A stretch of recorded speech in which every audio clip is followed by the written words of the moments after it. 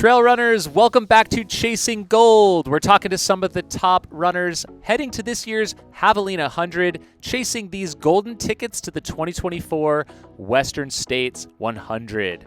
On today's show, we have Joe Stringbean McConaughy. He's 32 years old from Seattle, Washington. He ran his first ultra at the Tark Fells 40 miler in Massachusetts. He's an ultra runner coach and fast packer. Sponsored by Brooks Sawyer Products, Trail Butter, and Palante Packs. He was at Javelina back in 2021 where he placed fourth male in 14:13. Joe, welcome to the show.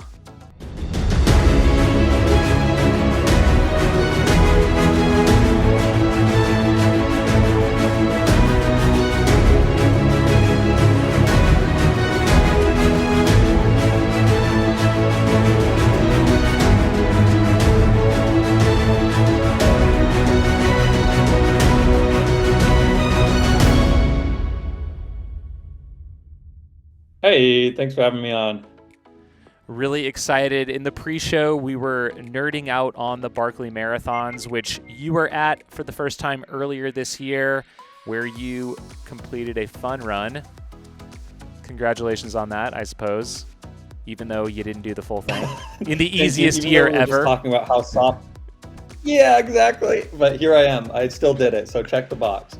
Yeah, it's honestly a great way to start. I mean, bag that fun run year one, and then, it's basically in the bag for year two. So, but we want to really get into Javelina 100. You are returning this year for the second time. I'm really curious. I know you had an Achilles injury earlier this year, was on the mend for Barkley, but how have things gone since then? I haven't really been following. So how's your year? How's your training heading back into Javelina? It's probably been the least exciting year of training I've ever done from a productive trail running standpoint. So if you have an injury out there, I feel you. I basically dropped out of Bandera. I had this kind of lingering Achilles injury that I kind of got in 2001. Still bothered me a little bit in 22, and then I was training for Bandera going into 23. It bothered me a bit more, and I dropped out from Bandera at about mile 37. Since then, it's kind of been a slow, steady road to recovery. So I was in Barkley, and I definitely wasn't going to pass that up. So I kind of figured out a plan with my doctor and with my rehab and my training to kind of train the best I could while still recovering through it. That's the only race I've actually done this year. So everything else has just been training, putting in the work. I've been spending a lot of time on the Stairmaster, practicing, working as a coach. I always tell people to be patient. So it's good to eat the Wheaties that I push onto other people to also eat, and slow things down for a bit myself. So I've started to kind of hit my stride with training for Javelina. Didn't commit to the race until maybe 8 weeks ago when I kind of saw and was trying to read the tea leaves and talk with my coach, Connor Holt, and we were like, yeah, I think I'm ready to rock, ready to race, ready to throw down. So I'm just stoked to be out racing because it's been a mildly boring year from a racing perspective. Can you refresh my memory on how your first experience at Javelina went? Of course, running a low 14-hour time is, not super common. So, but I'm sure maybe you have some things to improve upon this year. Yeah, I felt like it was a solid race. I actually looked back at my training and I was like, wow, my training was kind of trash for 2021, which is always a good pat on the back, going into a race. I feel like I'll be better trained going into this, which is good.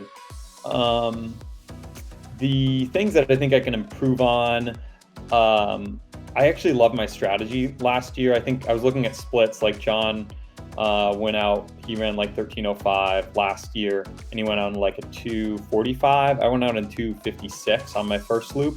I think I'll probably land somewhere in the middle on race day, where I still want I want to race a little more than I did previously. I was kind of really sticking to stay within myself and wait for some people to fall off the horse strategy. Then the heat hit me a little bad. I got like kind of bad GI distress and diarrhea on the last loop, so that really slowed me down. Lots of pit stops on that last loop. So I'm hoping that I'll have nutrition dialed in. Hopefully no GI stuff this year. I also got surgery about a year and a half ago where I've never been able to burp historically. So this will hopefully be my first race that I run all the way through being able to burp, which I'm just excited to experience. So for me, this is just a novel race where I'm ready to get out there, have some fun, mix it up, and not be afraid. The ability to burp seems like one of those things that we take for granted unless we can't do it. Exactly. And like how important that could be. Reddit No Burp. Yeah, go check it out. There's lots of large community. There's lots of tips. And ultimately, it's a very easy, simple Botox procedure that kind of fixes everything. So I've always had GI distress in racing, and I've never feel comfortable having more than one seltzer or more than one beer in a short amount of time. And that's changed. That's awesome. Well, Joe, you're one of our favorite runners to watch out there. So fun to watch you at Cocodona in 2022. And I guess what are some of your goals out here heading into Javelina this year that people can watch out for? To race, to win, golden ticket, improve upon my time. I like to think of my goals as sort of A, B, C goals. What am I reaching for? What do I feel like is within myself, and what do I expect myself? And then, when times get tough, what am I gonna dig to, and what's gonna motivate me? So my A goal would be going for the win. Maybe I'd lump a golden ticket into that. Additionally, kind of my B goal would be really to kind of race consistently through everything, and to kind of push my limits, to not go too easy early, to put myself in the race, but also to race smart and race like a vet. And then at the very end, this is my first race of the year where hopefully I'll have a finish at the end of it. So to me, it's also always important to have fun and bring some joy and goofiness and fun into it.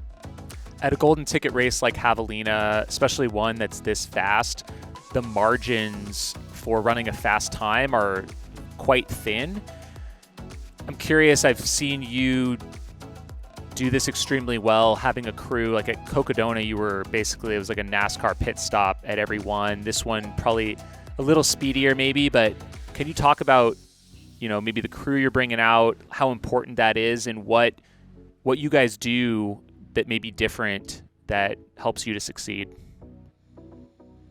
Yeah, we've been watching NASCAR, Formula One for tips. The big things to me is cooling is a huge one. So we'll put a lot of emphasis on cooling, on quick electrolytes, on refilling my bottles really efficiently. I have 6 soft flasks to try to go as quickly as possible. I actually got schooled by Camille Herron when I raced here in 2021. We basically leapfrogged for the last 2 laps maybe, where I would spend 20 to 30 seconds in an aid station, and she would literally be in and out. She would come in, she would yell ice aggressively at volunteers, where I would get in and say, "Hi, excuse me, can I get a sponge bath or a refill?" So it's been good to have some of those experiences. As far as my crew goes, you probably know Whit Weisbrim. He's awesome, a good friend of mine. And also my partner, Katie. They're both pros. They're both helped me out on the Arizona Trail FKT. So we really have a great relationship and have things dialed in where, we'll distribute tasks, focus on getting me in and out and making sure I have the stuff I need between moves. That's awesome. Could you speak to your nutrition plan? Because of the whole burping thing, this is a whole new world. I'm still 32. You're like, "You're definitely not 30." And I was like, "Yeah, I'm an old man." I'm sorry. No, you're all good. You're all good. When I turned 30, I pulled my back. That 3 days after I turned 30. So that's how you know. No, I'm a big believer in Morton. I've used their products for a long time, and that's worked well with me. I'm probably going to loosen up that stranglehold on my nutrition, because I'm expecting to be able to burp a little bit more and not have as much sort of discomfort and nausea that's associated with it. So to me, I'll use Morton. They don't have a lot of electrolytes, so that's a big thing I'll kind of focus on getting from other sources, which would probably be pickle juice and maybe some Element. And then I'll probably also have a date bar and a little bit of protein. To me, I find it to be important to have a little bit of protein in an effort like this. So I like shredded chicken. I always prepare some shredded chicken before races. How are you approaching your race strategy? Obviously you have some lofty goals out here this year. You think you're going to be pushing the pace, running even splits, seeing how the pack unfolds? I'm coaching 2 athletes who could get a golden ticket. So I'm coaching Blake Slattengren and Ryan Raff. They're 2 really talented younger runners. Neither one of them's done 100. Both of them are capable of being top 2. And we are loosely talking about the idea of teaming up and have a little squad for the race. At least, ultras, Jamil, it's like you run your own race. But if we're hopefully going to use each other to work together. It's also looking surprisingly cold, or maybe not cold, but not hot. So that might affect that will affect everybody's strategy. I'm not the kind of guy to go out and push down the barn doors on loop 1. I'll probably race smart, see how it plays, but at the same time, I can't. To your point earlier, I can't kind of let the race get away from me. That's super interesting, the idea of a team element, not necessarily a formalized team, but the fact that you guys might be working together, kind of feeling like there is some camaraderie out there. I'm sure that would be a huge boost as you guys are making those laps. I have honestly no idea how it'll work. Even in cross country when I ran in college, our coach would always be like, work together. I was like, that doesn't really do much. I'm still dying, with 1,000 meters to go. I'm like flailing and getting rigor mortis and slowing down. So, but I do think, in a 100-mile format, kind of having that relationship and working together and wanting to see each other succeed is just a really cool component that I have no idea what'll happen or how we'll feel about it. But at the very least, I think it'll be a positive for all of us. Well, with that, we're going to move into our 10-question fartlek round. Joe, are you ready? Hit me.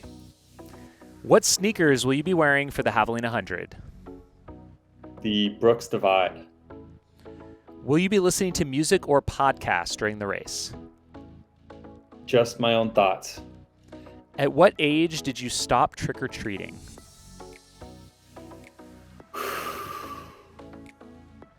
Probably 6. Yeah, probably. I think I remember being a sophomore in high school and being like, this is not cool, but we did it anyway.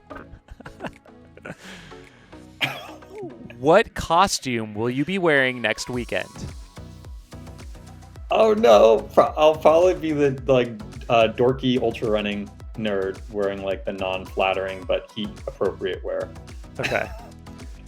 If you had to fuel your race, if you had to fuel your race entirely on candy, what type? Wow, I've never had this one. Maybe, wow, this is really not the right choice, but Oreos. I've had a lot of success in multi-day efforts where just Oreos are amazing. I could imagine the chocolate is going to backfire at some point, but that's where my head's at. Nice. Breakfast on race day. Are you team bagel or team oatmeal? Oh, sometimes I'm team bagel and sometimes I'm team oatmeal. I can't predict the future. It's a split. All right. If you could choose a walkout song, what would it be? Oh no. I'm a big fan of Pitbull, so maybe Echapaya, or just do a crowd pleaser like Timber. Nice. Best hallucination at an endurance event? Done a lot of endurance events, never really hallucinated. I'm clean. That's hard to believe. Wow. Okay.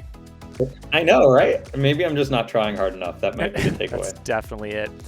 If you could recommend any running-related item to a new runner, what would it be?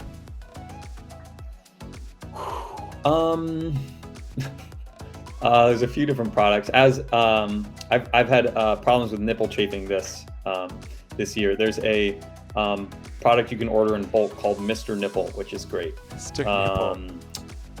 Yeah, it's an amazing, and their branding is also on point because it's some, I don't know where, but it's an Asian product, and some of the grammar is like off, and they have a winky face as part of their tag. It's like, yeah, it's prime. It's good stuff. I'll have to check that out. And last question, what place are you finishing at the 2023 Javelina 100? You got to go with first. You got to believe in yourself. Love it. Well, Joe, thank you so much for your time. We are all looking forward to seeing you in the desert next weekend. Rock on.